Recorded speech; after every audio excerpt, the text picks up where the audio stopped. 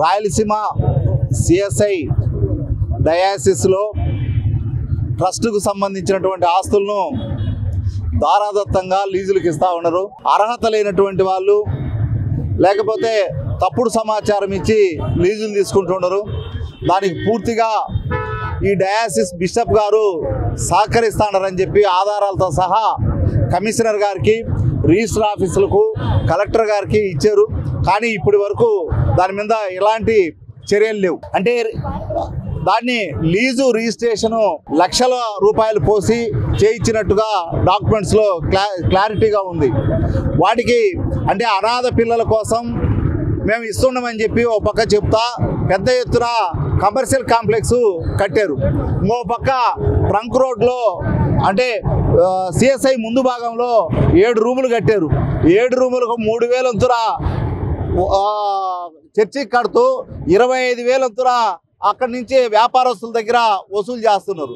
ఇట్లాంటి రాయలసీమ వ్యాప్తంగా గుత్తిలో కానీ, లేకపోతే మదనపల్లిలో కానీ, లేకపోతే అనంతపురంలో కానీ, జమ్మలమడుగులో కానీ, కమలాపురంలో కానీ ఇట్లా అన్ని ప్రాంతాలలో పెద్ద ఎత్తున ట్రస్ట్ ఆస్తులను లూటీ చేస్తున్నట్టుగా చాలా స్పష్టమైనటువంటి ఆధారాలతో మేము మాట్లాడుతూ ఉన్నాం.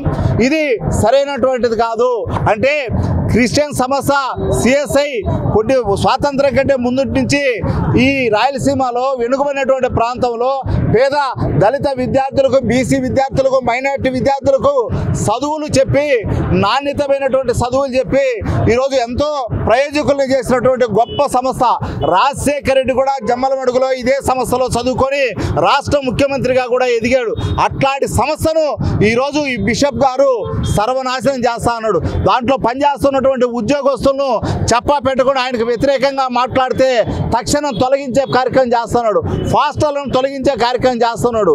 అంటే అవినీతి పరుణ్ణి అంటగాస్తూ మంచి వాళ్ళను తీసేసే కార్యక్రమాన్ని చేస్తా ఉన్నాడు.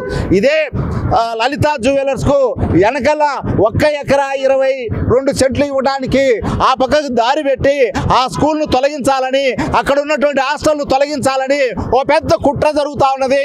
ఆ హాస్టల్ జోలికి కానీ, ఆ స్కూల్ జోలికి కానీ పోతే సహించం. వీలైనంత తొందరలో రూములన్నింటినీ ఖాళీ చేయాలా. మొత్తం రాయలసీమ డయాసిస్లో ఉన్నటువంటి అన్ని ఆస్తులకు బిషప్ గారు అందరికీ కమిటీ వేసి అందరి సమక్షంలో అకౌంట్స్ క్లియర్గా పెట్టాలా అని చెప్పి డిమాండ్ చేస్తూ ఉన్నాం.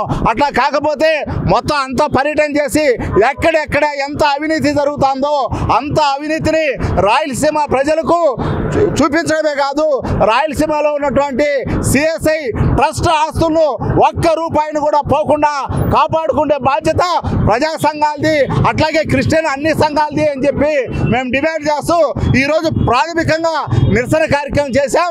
అదేవిధంగా రేపు 10వ తేదీన అన్ని ప్రాంతాలు పర్యటన పెట్టబోతా ఉన్నామని చెప్పి తెలియజేస్తా ఉన్నాం. ఇప్పటికైనా బిషప్ గారు కళ్ళు తెరవాలి. కళ్ళు తెరిచి మొత్తం అందరినీ కలుపుకొని పోవడానికి ప్రయత్నం చేయాలి.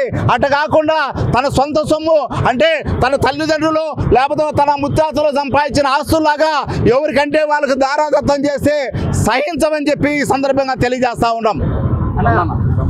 ఏ లక్ష్యంతో, ఏ ఉద్దేశంతో ఈ సంస్థను నెలకొల్పి మరి భారతదేశంలోని అన్ని ప్రాంతాల్లో భాగంగా మన రాయలసీమలో కూడా ఈ సంస్థను నెలకొల్పి ఈ సంస్థ ద్వారా ప్రజలకి, పేద ప్రజలకి మౌలిక సదుపాయాలైనటువంటి విద్య మరి జీవనాధారాలు వీటి కోసం దాదాపు 14-12 శాఖలుగా మరి 12 శాఖల్లాగా వీటిని విస్తరించి డెవలప్ చేయాల్సింది.